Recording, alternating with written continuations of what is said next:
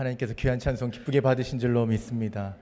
오늘 저만 그렇게 느낀 건지 모르겠는데 성가대에 어떤 부흥이 있었던 건지 무슨 일인지 진짜 우리 민우 형제가 얘기한 것처럼 2주를 민우 형제가 나갔다 와서 그런 건지 아니면 돌아오신 분들이 계신지 제가 잘 모르겠습니다. 그래서 성가대뿐만 아니라 함께 예배하는 모든 성도님들을 정말 환영하고 축복합니다. 우리 함께 보실 말씀 열왕기상 19장 9절 그리고 10절 말씀입니다.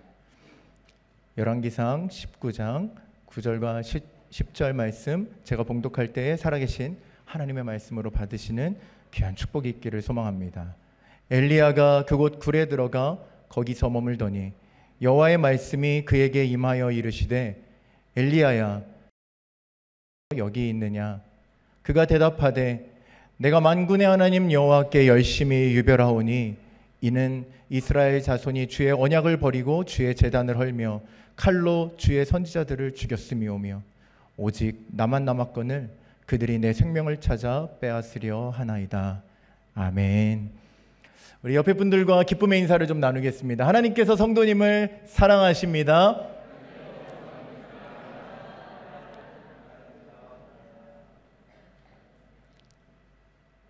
제가 일부 성도님들께 당부를 좀 드렸습니다. 다음 주부터는 좀 크게 인사해달라고 당부를 드렸는데요. 그래도 2부 성도님들 목소리가 크시긴 한데 우리 한 번만 더 인사를 나눌까요? 우리는 하나님을 예배합니다. 아멘, 아멘. 저희 아내가 제가 설교단에 서면 약간 긴장이 되나 봅니다. 제 모습에서 좀 꼭 흠을 찾으려는 건 아닌데 오해는 하지 마십시오. 참 좋은 사람입니다. 그런데 이제 가끔 설교가 끝나고 눈치를 보다가 이제 한두 가지 이제 당부의 말을 할 때가 있습니다. 제발 설교하면서 머리를 좀 만지지 말아주세요. 아니 땀이 안 날 순 없겠지만 땀 났다고 자꾸 땀 닦지 말아주세요. 이런 이야기들을 할 때가 있습니다. 그게 좀 불편한 거겠죠. 자꾸 손이 올라가서 얼굴을 매만지고 머리를 만지는 게 너무 신경 쓰는 것 같아 보이기도 해서 그러는 것 같습니다. 그게 첫 번째 자주 하는 당부고요. 두 번째 당부가 있는데 이제 내용에까지 이제 침투를 합니다.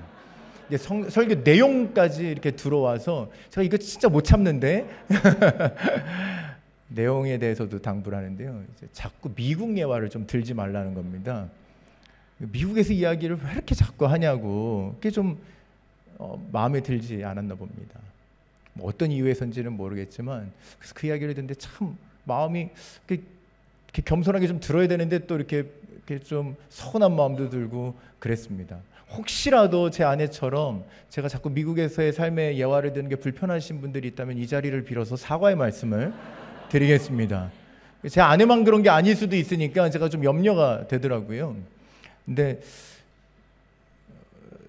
제가 30대가 온통 미국이다 보니까 제가 아내한테 서운했다는 이유가 그런 것입니다. 미국에서 이야기를 빼려면 제 30대를 빼야 되거든요. 그러니까 부득이하게 자꾸 미국에서 살았던 스토리가 등장하게 되는 것 같습니다. 오늘도 좀 등장할 것 같은데 괜찮으신가요? 웃기만 하시면 안 되고요. 괜찮다고 말씀을 해주셔야 되는데 그냥 웃기만 하시면 일부 성도님들은 네 괜찮아요 그러시던데 좋습니까? 좋을 것까지는 또 뭐가 있을지 모르겠지만 어쨌든 괜찮다고 해주시고 용납해 주시면 제가 종종 어쩔 수가 없습니다. 30대 이야기이기 때문에 이야기들을 좀 하게 될 것 같습니다. 오늘도 제가 미국에서 처음 건너갔을 때 이야기입니다. 했었을 수도 있습니다. 2009년에 미국에 도착하니까요. 운전을 안 하고는 살 수 없는 나라잖아요. 그래서 목사님께서 첫 주일부터 교회 밴을 저한테 내주셨습니다. 참 그것도 쉽지 않은 일일 텐데 믿고서 사고 안 낼 줄로 믿고 내어주셨습니다. 교회 이름이 포도원 해가지고 다 크게 박혀 있고 아주 오래된 정말 소리가 극심한 소리가 나는 그 밴이었습니다. 여러분 보신 적도 없을 수도 있어요. 제 뒤로 한 12명을 태울 수 있는 긴 밴이었습니다. 깡통 밴이라고 해서 이렇게 네모 반듯하게 생긴 직사각형 모양의 밴이었습니다. 그 밴을요 몰고 다니는데 가끔 학교 갈 때는 좀 창피한 마음도 있었습니다. 그래도 그게 얼마나 귀하던지요. 차가 생겨서 마트도 갈 수 있고 교회도 갈 수 있으니 저에게는 참 유용한 운송 수단이 되었습니다. 그런데 문제는요, 차는 있는데 제가 길을 모른다는 게 문제인 거죠. 참비 성도님들 저에 대해서 참 알면서도 잘 모르시는 게 있습니다. 제가 길치 중에 길치입니다. 그래서 자카르타 5, 6년 살았어도 내비게이션 안 켜고 다니는 길이 거의 없습니다. 보통은 내비게이션을 켜고 다닙니다. 미국 그 큰 나라에서 어떻겠습니까? 제가 그게 문제니까 목사님이 아시고 저한테 선물을 주셨는데, 저는 사실 내심 내비게이션을 선물해 주셨으면 했거든요. 그런데 지도책을 저한테 선물해 주신 거예요. 그때도 한 65세 정도 되셨으니까 이민 생활 한 30년 하시면서 그 책 한 권으로 버티신 겁니다. 그 책 한 권의 길을 하나하나 찾아가면서 체크해 가면서 미리 길을 체크하고 그렇게 사신 거죠. 그래서 그 책을 선물로 받았는데, 그리고 설명을 해주시는데 이게 뭐 귀에 들어오나요? 하나도 안 들어오죠. 근데 제가 그때만 해도 목사님께서 말하시는 대로만 했습니다. 그래서 뭐 사라는 것만 사고 아니면 그냥 갖다 주시는 거 쓰고 그랬었는데, 그때 유일하게 제가 목사님한테 상의도 안 드리고 내비게이션을 샀습니다. 그게 이제 제가 PPT에 준비했는데 탐탐이라는 내비게이션이었습니다. 화면이 있을까요? 네, 저렇게 생긴 친구였습니다. 딱 저렇게 생긴 친구를 차 앞에 놓고 나니까 이제 든든한 거죠. 어디든 갈 수 있을 것 같았습니다. 이제 길을 몰라도 괜찮겠구나 하는 마음이 들었습니다. 근데 그렇지가 않았습니다. 문제가 너무 많이 생겼습니다. 내비게이션을 믿고 따라가는데 어찌나 자주 엉뚱한 곳에 저를 내려주는지요. 빈 공터에 내려주기도 하고, 제가 가려고 했던 곳에 딱 정반대의 곳에 저를 내려주기도 했습니다.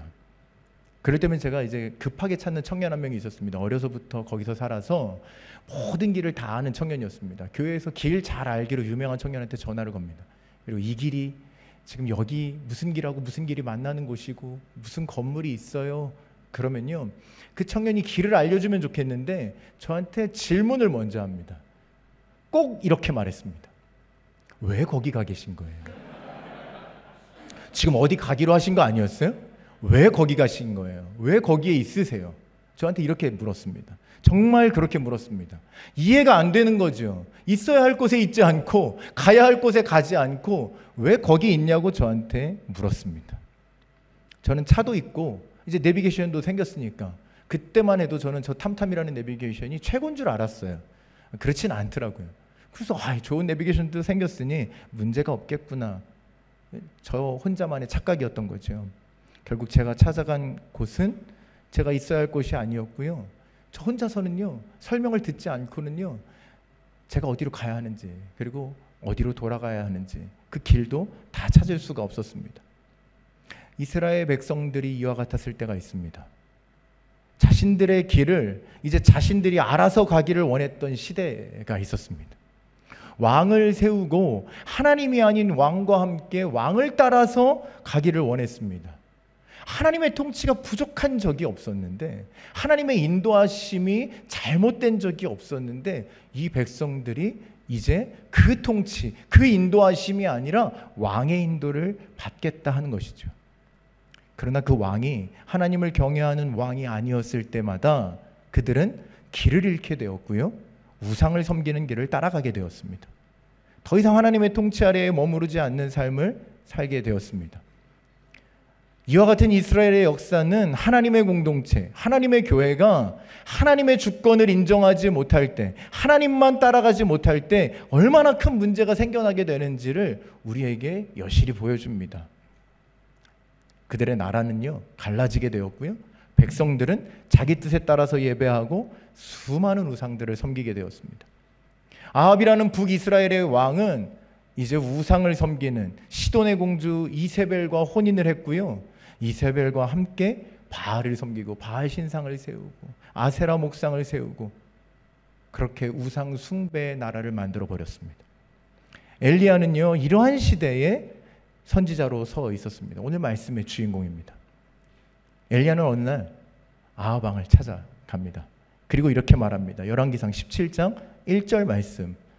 길르앗에 우거하는 자 중에 디셉 사람 엘리야가 아합에게 말하되 내가 섬기는 이스라엘 하나님 여호와께서 살아계심을 두고 맹세하노니 내 말이 없으면 수년 동안 비도 이슬도 있지 아니하리라 하니라. 여러분, 지금 엘리야는요, 왕이 불러서 간 거 아니고요, 좋은 말을 하러 간 것도 아닙니다. 부르지도 않은데 가서요, 저주와 같은 말을 퍼붓고 가는 겁니다. 비가 멈출 것이다. 내 말이 있지 아니하면 비가 내리지 않을 것이다. 여러분, 우상을 섬기는 왕 앞에, 우상을 섬기는 시대 앞에, 하나님의 통치를 떠난 시대 앞에 왠지 여기까지만 보면 엘리야가 정말 멋지게 하나님을 선포하고 그로 인해서 뭔가 엄청난 시대의 변화가 일어날 것만 같습니다. 그의 이름마저도 너무 멋지거든요. 엘리야, 여호와는 나의 하나님. 하나님을 경외하지 않는 시대에 등장한 엘리야는 정말 거칠 것이 없는 선지자 같았습니다. 그런데 그 이후의 삶이 어땠는지 여러분 아십니까? 3년 반 동안 숨어 지내게 됩니다. 모세가 그러했듯이 엘리야도요, 지금 하나님을 향한 열심을 가지고 일어났지만 도망자 신세가 됩니다. 그 시간 속에 오히려 권세를 잡고 더 거칠 것이 없는 삶을 살아간 것은요, 이세벨이었습니다. 세상의 모든 권세는 우상을 숭배하는 이세벨의 것이 되었습니다. 성도의 삶에 우리가 신앙생활을 하면서 승리만 가득할 것 같은데, 우리의 삶에 승리가 기록될 것 같은데 그렇지만은 않습니다. 오히려 의로운 길을 갈 때에 의롭지 않은 자들이 승리하는 것 같은 이상한 일들을 발견하게 됩니다. 여러분, 3년 6개월의 시간이 지나고 나서 갈멜산에서 바알의 선지자 그리고 아세라의 선지자와 엘리야가 싸워 이기는 그 승리의 시간이 이제 다가옵니다. 3년 반을 숨고 나서요. 1대 850의 싸움, 그 유명한 싸움에서 하나님께서 그에게 승리를 허락하여 주셨습니다. 하나님만이 그 자리에서, 모든 우상들은 응답할 수 없는데 하나님만이 그 자리에서 응답하시는 사건을 경험하게 됩니다. 하나님은 성도의 삶에 하나님의 영광을 그렇게 나타내시는 순간들도 분명 찾아옵니다. 엘리야가 승리하는 그때의 모든 백성들의 고백을 보니까요, 엘리야에게 하나님께서 3년 반이 지나서야 왜 그 승리를 허락하여 주셨는지 그 이유가 명확하게 보여집니다. 열왕기상 18장 39절 말씀을 함께 읽어보겠습니다. 시작.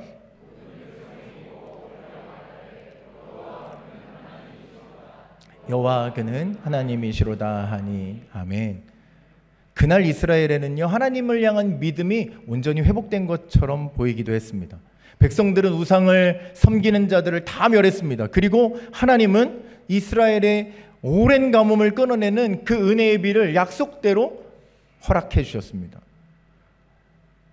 이제 정말 하나님의 백성으로서 엘리야가 제대로 살아내는 삶의 장면이 여기에서 보였습니다. 승리하고 하나님의 비가 내리고 백성들이 기뻐하고 하나님을 찬양하는 자리에 서 있는 선지자, 너무 행복해 보이지 않습니까? 너무 영광되지 않습니까? 너무 아름다운 장면입니다. 그런데 오늘 저희가 읽은 본문은 또 우리에게 혼선을 줍니다. 그 승리의 선지자, 그 아름다운 영광의 자리를 경험한 선지자가 또다시 절망하고 또다시 도망하여 숨는 나약한 모습으로 보여집니다. 오히려 왕궁에 머물러도 모자랄 것 같은데, 온 백성의 칭송을 받아도 모자랄 것 같은데, 여러분, 지금 동굴에서 머무르고 있는 초라한 모습의 엘리야를 우리가 만납니다. 왜 이런 모습이 되었을까요? 분명 엘리야와 이스라엘 백성들은 하나님께서 행하시는 기적의 역사들을 보았는데 지금 왜 이렇게 되었을까요? 이유는요, 여전히 그들이 살아가고 있는 세상 가운데 권세를 잡고 있는 것이 하나님이 아니라 이세벨인 것처럼 보였기 때문입니다. 여전히 그 권세가 등등하고 그가 믿는 자들을 위협하는 것에 그들이 두려워졌기 때문이지요. 그들은 이세벨 앞에서 도망하고 두려워 떠는 자들이 되었습니다. 아합도, 하나님의 영광을 눈앞에서 본 아합도 이제 왕으로서 뭔가 이세벨을 회개시키고 그 나라를 다시 하나님 앞에 세울 것 같은데 그렇지가 않습니다. 다시 이세벨의 말에 기울이고요, 이세벨의 말에 따라서 이세벨을 내비게이션 삼아서 그의 인생의 길을 또다시 우상을 섬기는 길로 걸어갑니다. 어디를 향하여 가는지 알지도 못하고 아합은 하염없이 이세벨의 말에 끌려갔습니다. 그런데 아합은 그렇다고 쳐도요, 오늘 하나님의 선지자로 섰던 엘리야라면 좀 달라야 하지 않습니까? 그 기적을 일으킨 엘리야라면 달라야 하는데, 엘리야마저도 이세벨의 말 한마디에 흔들리고 자신의 인생의 운전대를 잡고 어디로 가야 하는지 모르고 방황하면서 헤매 있는 모습을 보여줍니다. 여러분, 이스라엘이 하나님의 공동체가 어떠해야 하는가를 보여주었다면, 흔들리는 공동체의 모습을 보여주어서 우리가 흔들리지 않고 교회를 세워가는 방법이 하나님의 통치 가운데 머무는 것을 보여주었다면, 오늘 엘리야는 한 개인, 한 성도가 하나님이 허락하신 삶의 현장 가운데서 어떻게 그 믿음을 지키면서 흔들리지 않는 신앙의 생활을 이어갈 수 있는가를 우리에게 보여주고 있습니다. 좋은 모습으로 예가 되었으면 좋았을 텐데, 흔들리는 모습으로서 우리에게 좋은 예가 되어줬습니다. 왜 엘리야는, 그리고 우리는 때로 세상의 권세 앞에서 이처럼 맞서지 못하고 쉽게 무너지는 순간들을 만나는 것일까요? 왜 세상의 소리가 우리를 이끌어가도록 우리 자신을 내어주게 되는 그러한 시간들이 있는 것일까? 왜 세상의 소리 때문에 우리는 낙심하게 될까요? 오늘 엘리야에게서 본다면 그 첫 번째 이유는 그가 자신의 형편을 바라보았기 때문입니다. 열왕기상 19장 3절 말씀 함께 읽겠습니다. 시작.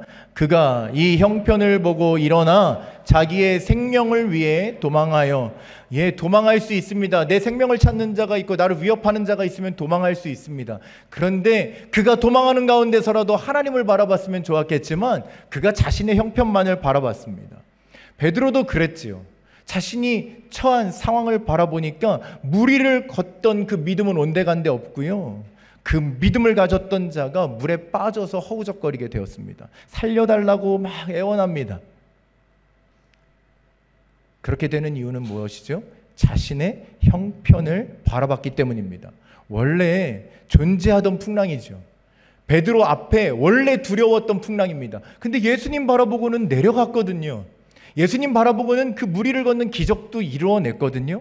그런데 다시 풍랑을 보니까 여전히 풍랑이 또 두렵게 느껴집니다. 마음을 거기에 두게 되니까 자신의 상황이 더 크게 보입니다. 오히려 배 위에서 바라봤던 풍랑보다 이제 예수님 곁에 있음에도 불구하고 그 풍랑이 더 거대하게 보입니다. 그래서 낙심하게 되는 거죠. 그런데 오늘 보니까요, 베드로는 그래도 그 풍랑 가운데 예수님 바라보고 한 걸음이라도 내딛었는데, 엘리야는 한 걸음도 내딛지 못하고 도망하였습니다. 자신의 상황을 바라보고는요, 자신의 처한 상황을 보니까 도망한 거죠. 이것이 오늘 엘리야의 첫 번째 낙심의 이유가 되었습니다. 두 번째는요, 엘리야는 그릇된 비교의식에 빠졌습니다. 열왕기상 19장 4절 말씀 함께 확인하겠습니다. 시작.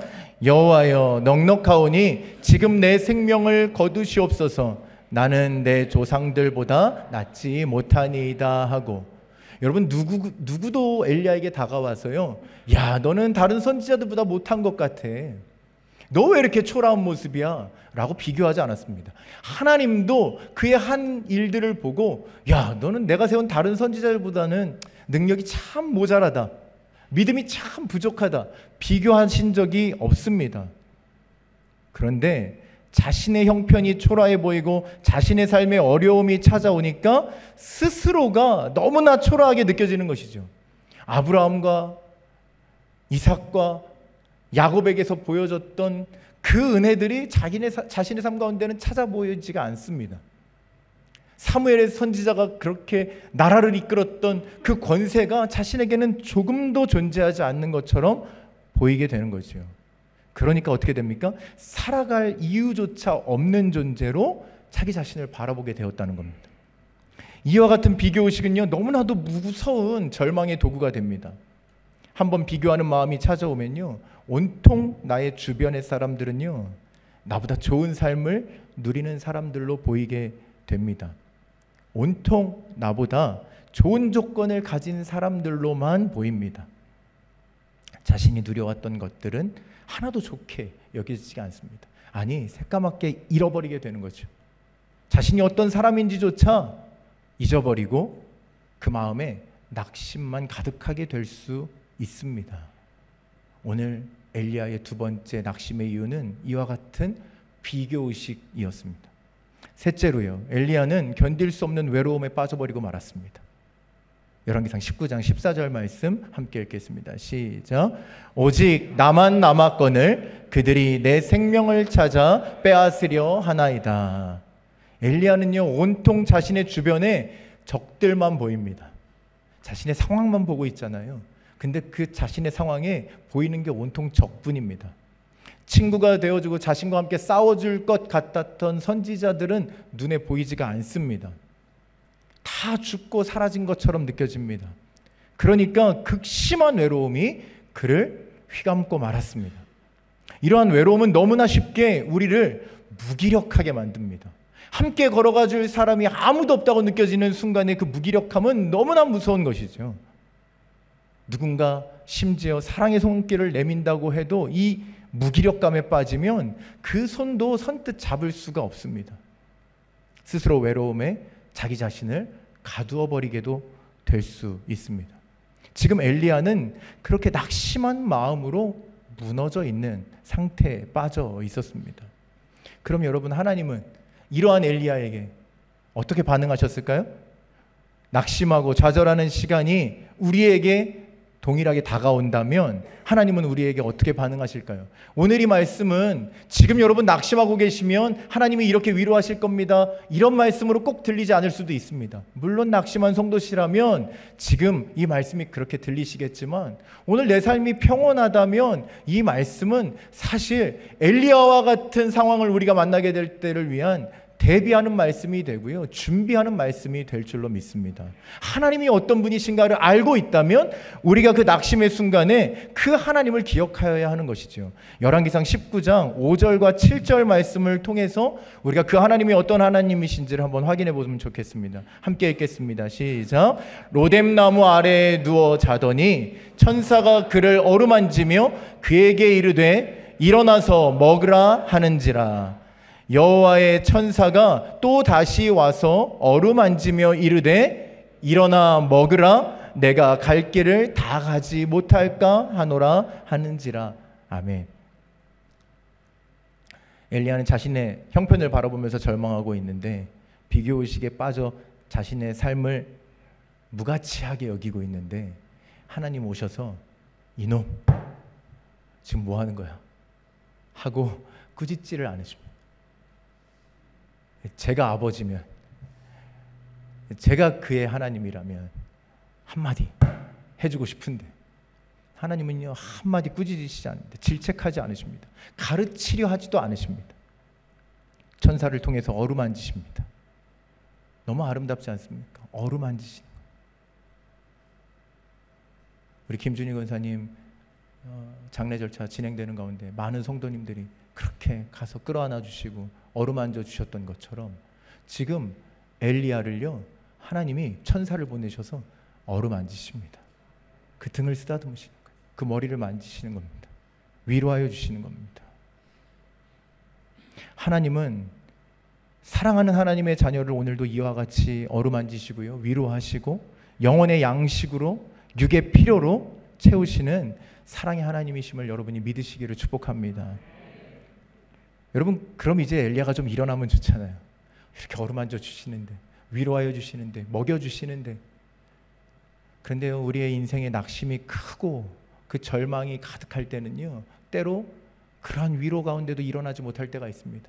몇 걸음 떼는 것 같다가도 다시 주저앉게 되는 경우들이 있습니다.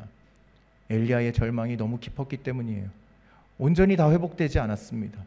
이제 하나님께서 그에게 찾아와서 말씀하여 주십니다. 열왕기상 19장 9절 말씀입니다. 엘리야가 그곳 굴에 들어가 거기서 머물더니 여호와의 말씀이 그에게 임하여 이르시되 엘리야야, 내가 어찌하여 여기 있느냐. 여러분, 좀 제가 이 성경을 읽는데 그런 바람이 좀 들더라고요. 요즘 얼마나 녹음 기능이 잘 돼 있습니까? 이 하나님의 말씀을 누군가가 녹음해 줬었으면 얼마나 좋았을까. 지금 어떤 톤으로 말씀하고 계신지, 어떤 볼륨으로 이야기하고 계신지 정확히 알 수가 없는 거예요. 자칫 잘못 들으면 네가 어찌하여 여기에 있느냐, 이렇게 꾸짖으시는 음성으로 들을 수도 있습니다. 정신을 차리라고, 그죠? 그렇게 호통치시는 음성으로 들릴 수도 있습니다. 그런데 천사를 보내 그를 위로하신 하나님 아버지시라면 제가 묵상하기로는 분명 그 귓가에 오셔서 따뜻한 음성으로, 세밀한 음성으로 그를 위로하시며 말씀하신 그 음성일 것이라고 믿습니다. 네가 어찌하여 여기 있느냐. 나와 함께 일어나 가자. 절망의 자리를 떨치고 일어나서 어둠을 벗어나서 다시 내가 허락할 그 빛나는 삶의 현장으로 함께 나아가자. 그렇게 그에게 말씀을 주시지 않았겠습니까? 오늘 우리에게 이와 같은 음성으로 다가오시는 주님, 그 사랑의 위로하심을 여러분 모두가 경험하시게 되기를 축복합니다. 하나님은 오늘 이 따뜻한 음성으로 2번 엘리야에게 말씀하셨습니다. 1번 말씀하셨어요. 그런데 아직입니다. 2번 말씀하셨습니다. 그리고 나서 하나님께서 그를 지금 홀로 남겨두지 않으셨다는 말씀을 해주십니다. 엘리야가 지금 그 외로움의 절망 가운데 막 갇혀 있었잖아요. 아니야, 엘리야야, 너 홀로 두지 않았어. 너의 친구도 남겨두었어. 너를 도울 자들도 남겨두었어. 걱정하지 않아도 돼. 엘리야에게, 낙심된 엘리야에게 이제 살아갈 수 있는 이유들을 하나하나 더해 주시는 겁니다. 그리고 그가 받아서 여전히 가지고 살아가야 될 그 사명에 대해서도 말씀해 주십니다. 너에게 아직 사명이 남아있어. 너의 사명이 여기까지가 아니야. 네가 이제 너의 사명을 이어갈 선지자 엘리사를 세우는 일까지 네가 감당해야 해. 그래서 네가 지금 살아있는 거야. 말씀해 주시는 거죠. 절망하는 순간도 있고 낙심하는 시간들도 만나지만 내 뜻대로는 다 되지 않고 내 소망대로 되지 않는 순간들도 우리에게 찾아오지만 하나님의 말씀이 우리에게 이와 같이 임하시면 그 말씀이 우리를 회복시키시고 그 말씀을 먹고 우리가 다시 삶의 현장으로 돌아가서 우리에게 맡겨진, 하나님이 우리에게 허락하신 그 사명의 길을 또다시 담대하게 걸어가게 되는 줄로 믿습니다. 여러분, 한국에 많은 이단 교회들이 있죠. 사이비 종교가 있죠. 그분들과 평생을 바쳐 싸우셨던 탕명환 소장님이라는 분이 계십니다. 어쩌면 오늘 엘리야하고 비교해 보니까, 제가 생각해 보니까, 야, 얘 엘리야, 탕명환 소장님이 당했던 고난에 비하면 별거 아닌데, 이런 생각이 들더라고요. 평생을요, 위협만 받은 게 아니라 정말 칼에 찔리기도 하고 죽을 고비를 넘기시는 그런 삶을 살아가야 했던 분입니다. 그렇게 칼에 찔려서 어느 날엔가도 또 병상에 누워 있는데 새 아들이 이제 찾아오는 거죠. 근데 입을 열어서 그렇게 말씀하시는 겁니다. 걱정하지 마. 사명자는 죽지 않아. 본인에게 아직도 사명이 남아있고 하나님께서 말씀하신 것들이 있는데 내가 그 말씀 붙들고 지금 이단과 싸우고 있고 사이비 종교와 싸우고 있는데 내가 죽을 리가 있냐고. 걱정하지 말라고. 울고 걱정하며 어떻게 아버지 자꾸 이 일을 하시냐고 묻고 있는 그 아들들에게 그렇게 자신의 사명을 분명하게 선포하는 믿음이 그 탕명환 소장님에게는 있었습니다. 여러분, 사명 가진 사람들은요, 사명 아는 사람들은요, 이와 같이 살아갈 수 있는 줄로 믿습니다. 여러분, 그 사명을 그렇게 굳건하게 믿고 선포하니까요, 정말 그의 평생에 하나님의 사명을 감당하면서 그렇게 걸어갔습니다. 물론 평생을 그렇게 전하시다가 결국 이단의 손에 죽음을 당하셨습니다. 그럼 이게 사명이 무너진 게 아닌가? 하나님의 사명이 온데간데 사라진 게 아닌가? 지금 그 3명의 아들들이 고스란히 아버지 혼자서 감당하던 그 일을 이제 3명의 아들들이 나누어서 각자의 영역에서 각자의 모습으로 그 사명을 또 이어받아서 그 사명을 잘 이어가고 있습니다. 여러분, 사명은 그런 것입니다. 내게 맡겨진 사명, 그것을 다 하는 날까지 우리가 살아가는 것이고요. 하나님은 그 사명을 또 누군가한테 이어주고 우리의 사명을 마치는 날 하나님의 나라에서 우리를 만나 주실 줄로 믿습니다. 여러분, 이 소망 가운데 살아가는 인생 얼마나 아름다운 인생입니까? 오늘 우리가 살아있다면 그 이유를 우리는 이렇게 분명하게 깨달아야 합니다. 오늘 우리 청소년들도 여기에 있는데 청소년들이 여기에 놀지 않고 나와서 주일날에도 예배하는 이유는요, 하나님께서 여러분에게 맡기실 사명, 그 부르심의 소명이 있기 때문인 줄로 믿습니다. 아멘을 어른들이 하면 안 되고 너네들이 해야 돼. 너희들에게 맡기실 사명. 여러분, 여러분에게 맡기실 사명을요, 준비시키는 과정이에요.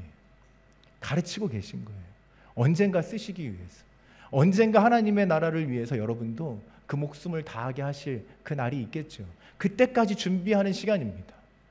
우리 모두가요, 그 나이가 어떠하든지 그 상황이 어떠하든지 사명 붙들고 살 때에 참된 승리가 있음을 믿으시기를 축복합니다. 엘리야는 너무나 큰 사역을 해냈습니다. 그것이 끝인 줄 알았습니다.